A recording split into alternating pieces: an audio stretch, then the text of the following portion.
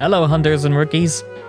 Before we begin, I'd like to say that I am going to do the questions first, and then a look back on the year, and going forward from there.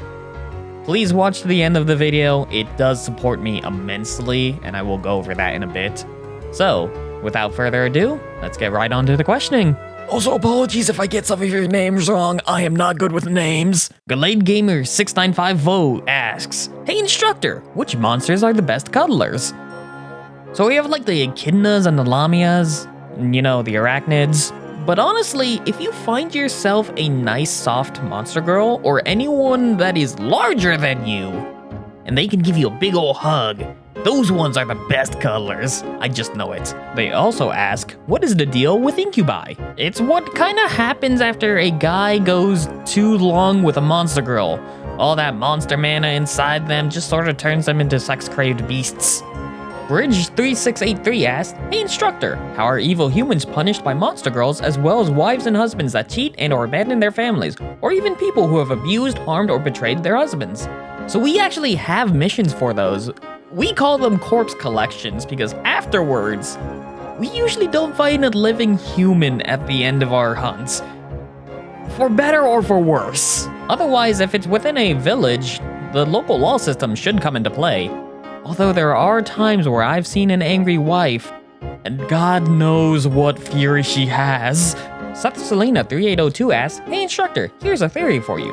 When you told the rookie about the 100 of souls learning from you, do you think it's possible that the rookie is possibly a vessel for other universes, inhabitants to learn in case they get stuck in your world?" You know, that would explain a lot, but I've also seen people get transferred to this world in their full bodies, so I guess it kind of explains what happens if you get transferred without a body. Prismic Jade asks, "Hey instructor, is there some group of monster girl hunting champions, like the Elite Four in Pokemon?"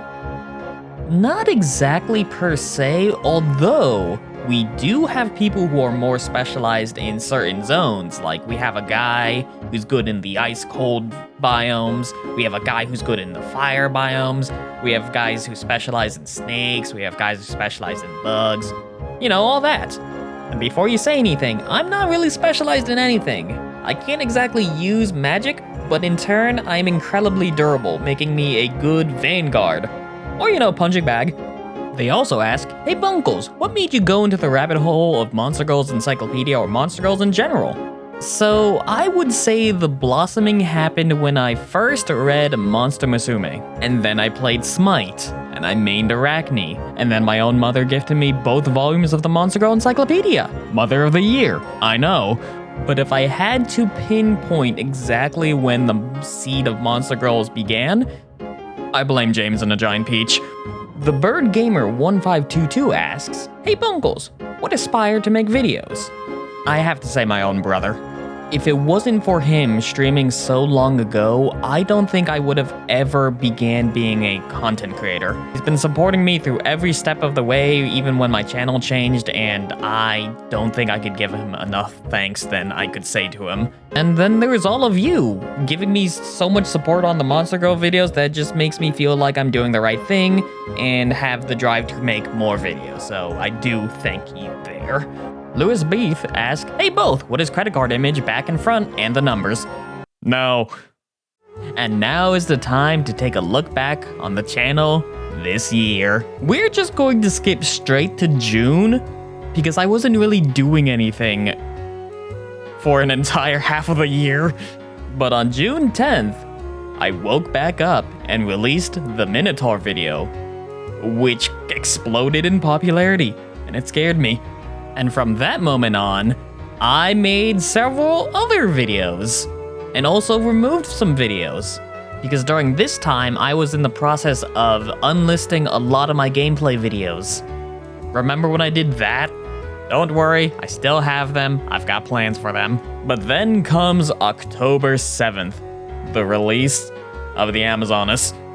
When I say I was unprepared, I wasn't lying.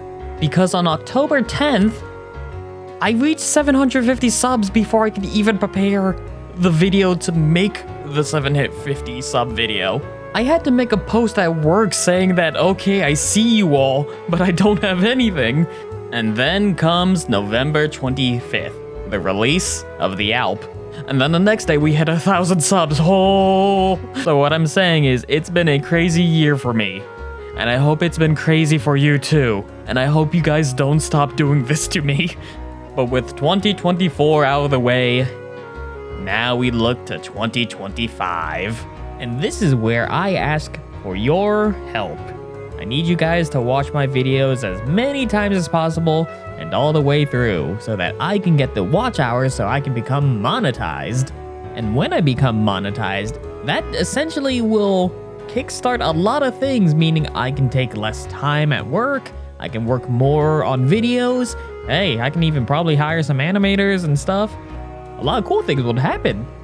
And that's not to mention, hitting a lot more subscriber goals, making new video content, maybe even signing up a Patreon eventually. I have a lot of stuff planned for 2025, but we will see what happens when we get there. So let's ring in the New Year's right proper. So without further ado, one by one, me and my friends would all like to wish you a Happy New Year's. Happy New Year's. Happy New Year's. Happy New Year's! Happy New Year. Now where's the Latinas?